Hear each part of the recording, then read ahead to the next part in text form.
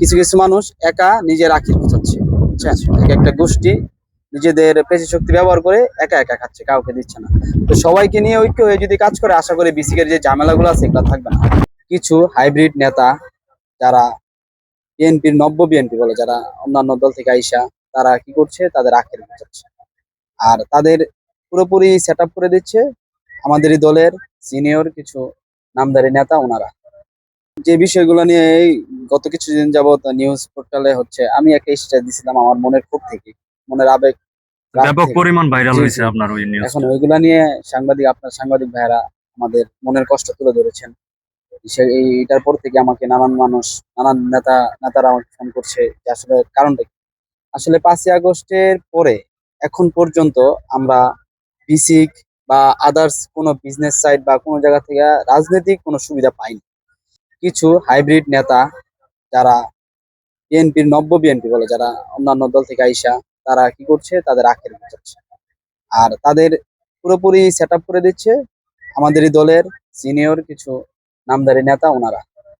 আর এই জন্য আর কি আমার প্রতিবাদ ক্ষোভ, যে আসলে আমরা ত্যাগী যারা তৃণমূল পর্যায়ে ছিলাম, আমরা মামলা খেয়েছি, আমরা বাড়িঘরে থাকতে পারিনি, এখন পর্যন্ত বাড়িঘরে থাকতে পারি না, বাসায় যাই না, মনের আবেগ রাগ থেকে, ক্ষোভ থেকে। এইসব বিষয় নিয়েই আমি আমার স্ট্যাটাসটা দিয়েছিলাম।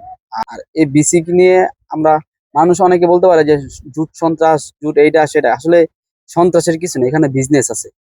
এখানে ওনারা ওয়েস্টেজটা বিক্রি করে, ওয়েস্টেজটা কিনে কেউ ইনভেস্ট করে, কেউ ইনভেস্ট ছাড়া থাকে, কিন্তু এটা ব্যবসা আছে।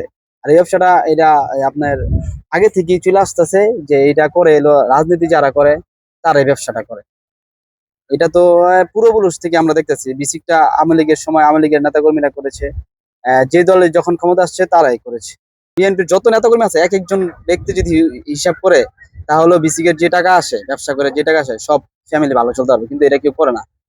কিছু কিছু মানুষ একা নিজের আখির গোছাচ্ছে, বুঝছেন? এক একটা গোষ্ঠী নিজেদের পেশি শক্তি ব্যবহার করে একা একা খাচ্ছে, কাউকে দিচ্ছে না।